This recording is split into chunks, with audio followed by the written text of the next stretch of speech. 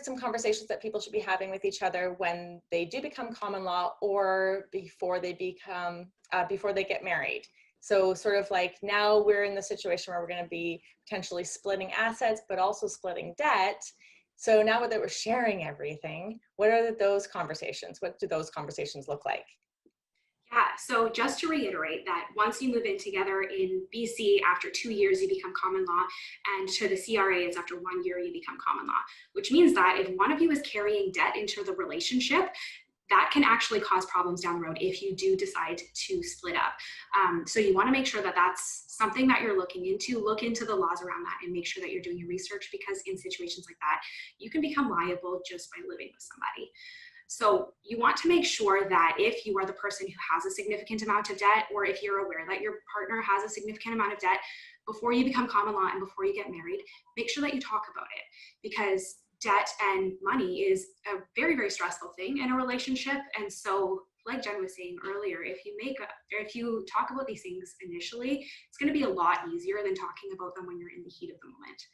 So make sure that you're talking about it, you're talking about how it's going to get paid, and really make a plan about it. You also want to talk about a co-hab agreement or a prenup, depending on whether you're deciding to get married or not. It's something that can really protect you down the road, and so we highly suggest that you look into it. And then also revisit some of the conversations that you had before you moved in. So maybe you want to switch bills to just one person's name now. Or if you don't have a joint account, do you want to get one now that you're married?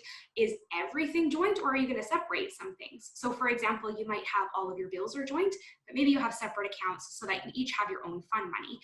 So it's conversations that you want to talk about with how much, as far as your accounts that you're going to actually join together, because it's really different for everybody. It depends on your couple, it depends on your relationship, and so there's no right or wrong answer when it comes to that.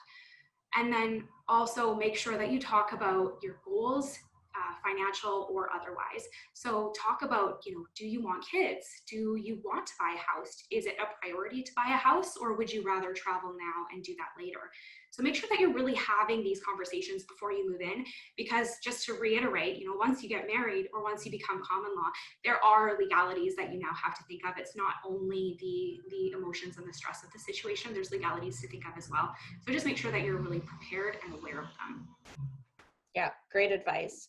One of the top questions I get about family finances is, should we have separate accounts? Separate accounts can work great. And there are a couple of different strategies. If you are running a separate accounts household, you can just divide up the bills and say, well, you're going to take care of the mortgage, and I'm going to take care of the utilities, and you're going to take care of groceries or whatever, however it's going to work in your house.